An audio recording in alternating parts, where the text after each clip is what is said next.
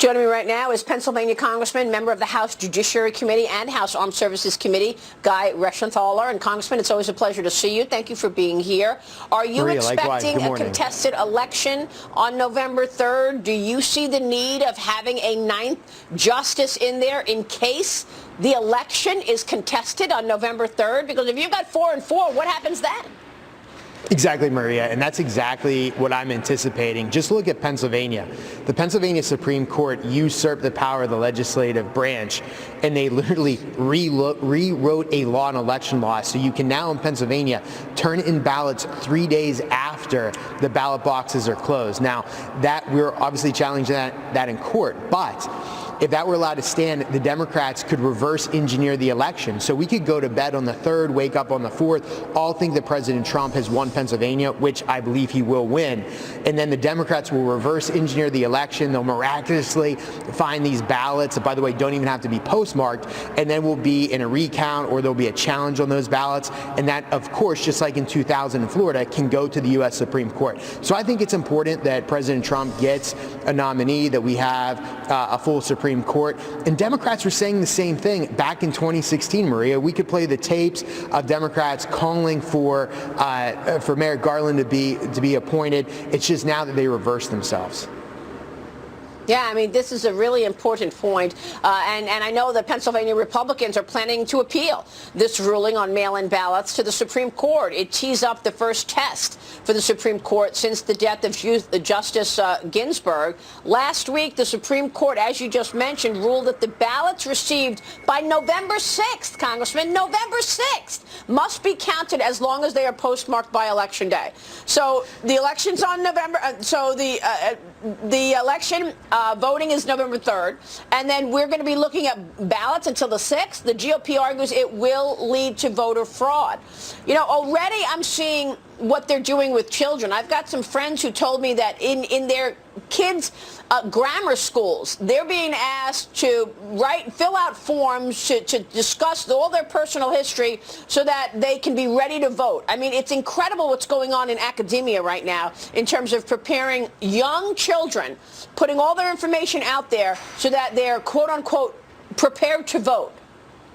Well, we shouldn't be surprised that the left is now trying to engage in voter fraud. I mean, the same people that would burn down our cities, the same people that would try to blind federal officers with lasers, this shouldn't surprise us. The least violent thing that we've seen the far left do is actually try to tamper in our elections. Now, it's still wrong, but the fact that the Pennsylvania Supreme Court actually has said that you don't even need to put a stamp on these ballots, and again, they can be collected 3 days after the election, that they can be dropped off. They've legalized ballot harvesting, and they've made it now possible for these far left activists and these Democrat loyalists to engage in voter fraud and steal the election in Pennsylvania from President Trump, who I believe, again, is going to win Pennsylvania. But I expect, sadly, that we will not know the winner of this election for possibly weeks. I think this election is going to look a lot more like Florida in 2000, only probably you're going to see it in Florida, Pennsylvania, New Mexico, and elsewhere. And again, it's because of these mail-in ballots in the window, the big window that's now been open to commit fraud.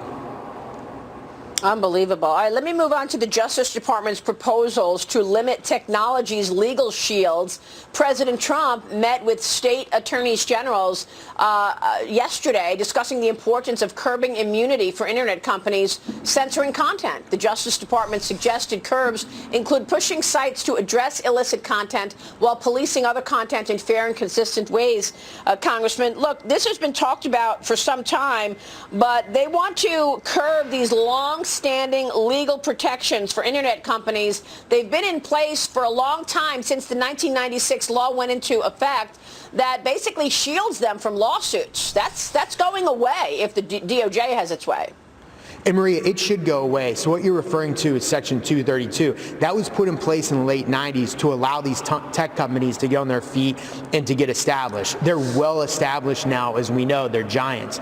And the tech industry has to decide which way they want it. If they want to be platforms where they are immune from liability for defamation and slander, or if they're to be treated like publishers, as if they're a newspaper company. Because if they're just a cork, so to speak, corkboard in your college dorm room, and it's passive where anybody can make posts, put up whatever they want, and there's no censorship there, that's one thing. Then they can't be sued for defamation and libel.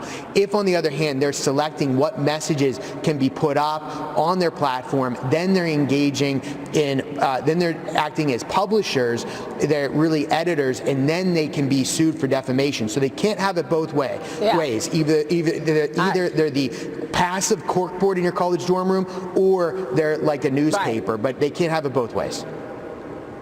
Congressman, real quick, former FBI Director Jim Comey is going to be speaking before the Senate Judiciary Committee next Wednesday, September 30th. What do you want to hear from the former FBI Director?